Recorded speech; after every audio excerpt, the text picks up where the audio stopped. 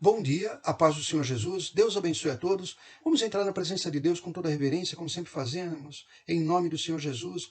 E eu queria convidar você, se possível, baixe sua cabeça, feche seus olhos, esqueça todos os problemas, esqueça todos os assuntos e coloque Deus como uma prioridade nesse momento na sua vida. E Deus, Ele agora se reflete na sua palavra. Então vamos trazer todo o nosso coração, todo o nosso entendimento, toda a nossa atenção para a palavra de Deus. E vamos clamar para que o Espírito Santo venha revelar essa palavra, nos dar o entendimento para que nós possamos conduzir a nossa vida com sabedoria e que esta palavra se transforme também em poder e autoridade, não somente nas nossas vidas, mas em todas as vidas que a ouvirem, onde essa mensagem chegar, em nome de Jesus. Amém? Muito bem. Queria convidar você para abrir a sua Bíblia lá no livro de Mateus, Evangelho de Mateus, primeiro evangelho, do Novo Testamento, primeiro livro do Novo Testamento, capítulo 5, versículo 8. Aqui nós vamos ver o célebre sermão da montanha, como ficou conhecido, em que Jesus, o mestre, o rabi, ele ensinava as verdades do reino dos céus. Então, Mateus capítulo 5, versículo 8, Jesus fala assim: Bem-aventurados os limpos de coração, porque eles verão a Deus. Na nova versão internacional, esse trecho está assim: Bem-aventurados os puros de coração, porque eles verão a Deus. Nesta manhã, nós vamos ter a oportunidade de meditar nessa palavra e poder examinar nosso coração, saber se o nosso coração ele é limpo e puro, para que nós possamos ver as coisas de Deus, para que nós possamos entender e compreender e participar da graça, da glória de Deus na nossa vida, ver os detalhes que confirmam a presença de Deus. Muito bem, para isso, eu queria que você fosse um pouquinho mais para frente, lá em Lucas capítulo 2, e nós vamos ver um primeiro grupo, ou primeira categoria de pessoas que viram Jesus, viram Deus. Olha só, aqui nós estamos lendo Lucas capítulo 2, versículo 8. Ora, havia naquela mesma comarca pastores que estavam no campo e guardavam durante as vigílias da noite o seu rebanho. Na verdade, os pastores, na sociedade da época, eram as pessoas mais simples. Normalmente eles eram iletrados, não tinham muito conhecimento, então eles estavam aqui vigiando o rebanho, muitas vezes até de um patrão. No versículo 9, eis que o anjo do Senhor veio sobre eles, e a glória do Senhor os cercou de resplendor, e tiveram grande temor. Então eles contemplaram a glória de Deus, os anjos, e lógico, ficaram com medo. E como os anjos sempre falam, não temas, olha só, no versículo seguinte, e o anjo lhes disse, não temais, porque eis aqui vos trago novas, ou seja, boas notícias, de grande alegria, que será para todo o povo. Pois na cidade de Davi vos nasceu hoje o Salvador, que é o Cristo, o Senhor. O povo de Deus esperava o Cristo, o Messias, o ungido de Deus, aquele que viria libertar o povo. Só que o povo, ele entendia que esse Cristo, esse Messias que viria, ele ia libertar o povo dos inimigos aqui na terra. Ia libertar, naquela ocasião, dos romanos que estavam oprimindo, que estavam dominando o povo de Deus. Mas Jesus, ele veio como Messias para libertar de um problema muito maior. Jesus veio para libertar do pecado. Jesus veio para libertar da condenação eterna. Jesus veio para libertar do domínio de Satanás nas nossas vidas, do poder de Satanás. Jesus veio para nos libertar, acima de tudo, do pecado e nos trazer a vida e a vida em abundância. Mas, continuando no versículo 12, isto vos será por sinal, achareis um menino envolto em panos e deitado numa manjedoura. Então aqui nós vemos que quando esses anjos trazem a mensagem para esses pastores, homens muito pobres, muito humildes, Jesus tinha acabado de nascer, estava ainda envolto em panos e ainda deitado na manjedoura. Versículo 13. E no mesmo instante apareceu com um anjo uma multidão de exércitos celestiais, louvando a Deus e dizendo, glória a Deus nas alturas, paz na terra, boa vontade para com os homens. Então, eles contemplam um coral de anjos, olha que lindo. Então, esses homens puros, de coração, limpos de coração, muito simples, muito humildes, eles contemplam a glória de Deus, o exército celestial, louvando a Deus. Versículo 15. E aconteceu que, ausentando-se deles os anjos para o céu, disseram os pastores uns para os outros, vamos até Belém, e vejamos isso que aconteceu, e que o Senhor nos fez saber. E foram apressadamente e acharam Maria e José, e o menino deitado na manjedoura. Por que eles foram em Belém? Porque existia uma profecia dada pelo profeta Miqueias. Eu queria que você deixasse anotado aqui, fosse comigo lá no Antigo Testamento, queria que você visse. Miqueias, no capítulo 5, Antigo Testamento, volte um pouco. Miqueias, capítulo 5, versículo 2, está escrito assim, e tu, Belém Efrata, posto que pequena entre milhares de Judá, de ti me sairá o que será Senhor em Israel, e cujas saídas são desde os tempos antigos, desde os dias da eternidade. O que será Senhor em Israel, ou seja, o Messias, o Cristo, o ungido de Deus, o enviado de Deus. E ele é desde os tempos antigos, desde a eternidade, ou seja, ele é eterno, ele é Deus, não é? Ele é o Deus vivo. Não é? Voltando lá, então, é por isso que eles estavam aguardando, né, esse Messias. E eles foram para Belém, então eles sabiam que viriam de lá. Né? Era promessa, era palavra. Né? Né, olha só, e no versículo 16, e foram apressadamente e acharam Maria, José e o menino deitado na manjedoura.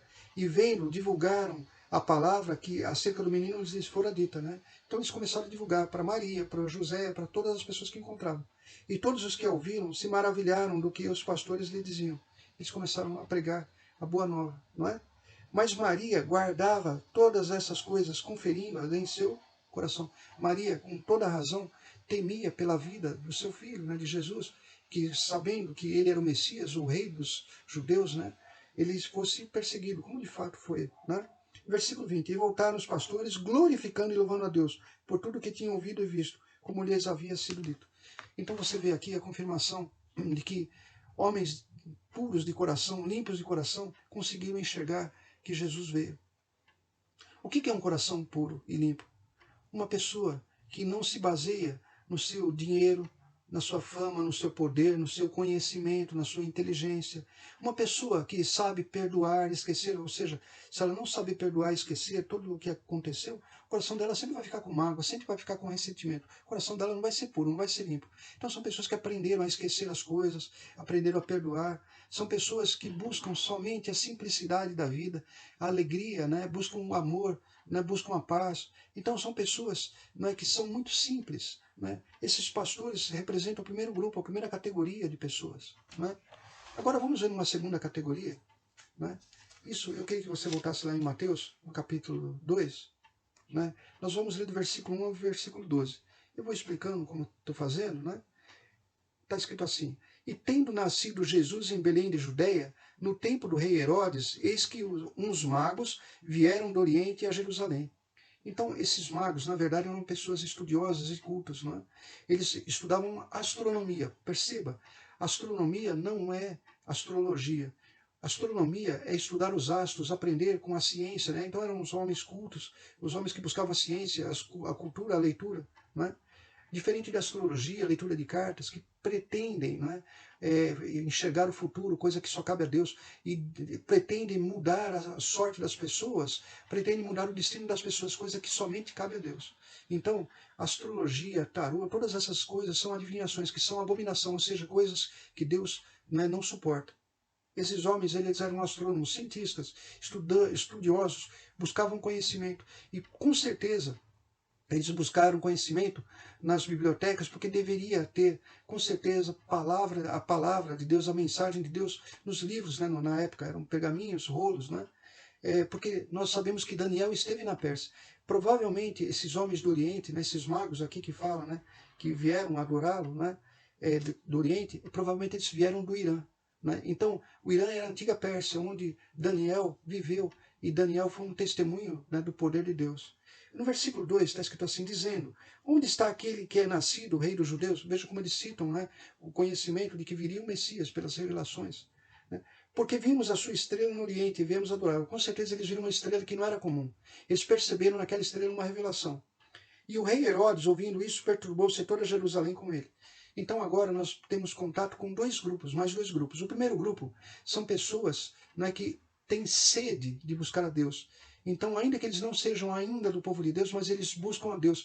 Eles buscam a Deus pela palavra, pelo conhecimento da palavra. Eles buscam a Deus, não é, com o coração puro e limpo. Mas nós vemos um outro grupo, um terceiro grupo, que é representado por Herodes. Um grupo de pessoas que buscam simplesmente o poder, buscam a fama, né? Buscam uma influência. E eu queria que você fosse ver mais, que nesse terceiro grupo, olha o que tem. Quem está também nesse grupo? E congregados, todos os príncipes dos sacerdotes e os escribas do povo, perguntou-lhes onde havia de nascer o Cristo. Então você vê que junto, né, com Herodes chama sacerdotes e escribas, pessoas que tinham conhecimento. Então guarde bem isso, tinham conhecimento da palavra, conheciam a letra da lei, conheciam o que tinha sido escrito, mas o seu coração não era puro. Não é? Estava contaminado pelo poder. Eles usavam o conhecimento da palavra como um instrumento para conseguir galgar poder, benefícios, notoriedade, fama, dinheiro. Então eles usavam o conhecimento que eles tinham, né, os sacerdotes, os escribas, para ganharem posições na sociedade. E é claro que se viesse alguém que contrariasse isso, eles também tinham preocupação. Então eles fazem parte do terceiro grupo, juntamente com aqueles que são os que buscam o poder, o dinheiro, a fama. No versículo 4, não é? Olha só, no versículo 5. E eles lhe disseram, em Belém de Judeia, porque assim está escrito pelo profeta. Nós vemos Miqueias, né, no capítulo 5, versículo 2, e aqui eles repetem a escrita. E tu, Belém, terra de Judá, de modo nenhum és a menor entre as capitais de Judá, porque de ti sairá o guia, ou dirigente, ou Messias, ou ungido de Deus, né, que há de apacentar o meu povo de Israel. Então Herodes, chamando secretamente os magos, inquiriu exatamente acerca do tempo em que a estrela desaparecera. Então você vê que ele chama os magos com uma segunda intenção, né? Ele queria, na verdade, não adorar o Messias, mas queria matá-lo. Ele tinha medo de perder o seu reino, né? E enviando-os a Belém, disse-lhes, e perguntai diligentemente pelo menino, né?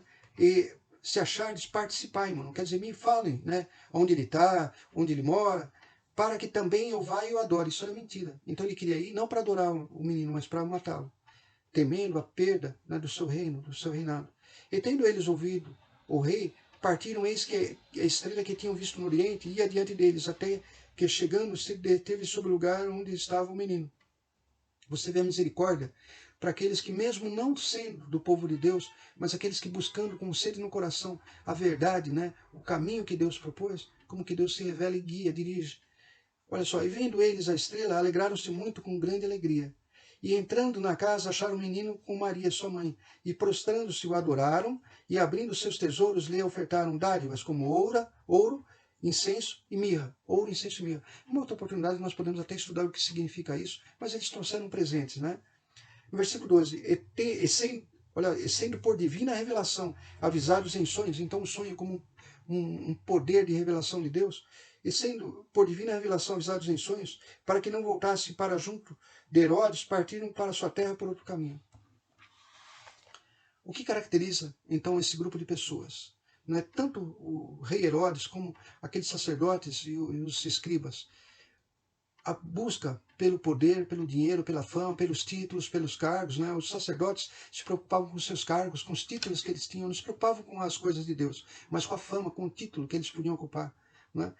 Eles se confiavam, né, neles mesmos, aquelas pessoas que falam assim, eu me garanto, né?